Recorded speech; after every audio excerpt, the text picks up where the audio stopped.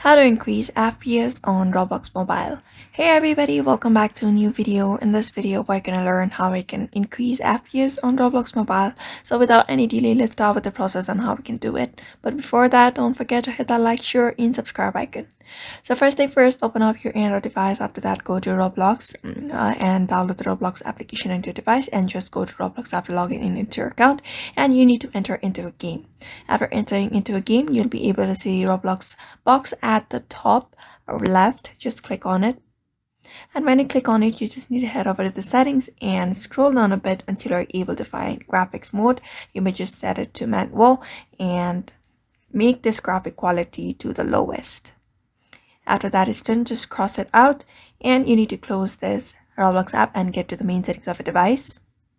And after going to main settings, you need to have the developer options on. After that is turned on, just click on developer options, and here you're just going to scroll down a bit until you're able to find the option called Windows.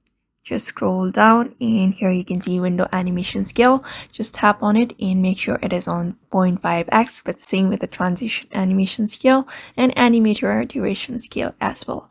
After that, you're just gonna scroll down a bit until you are able to find graphic driver preferences.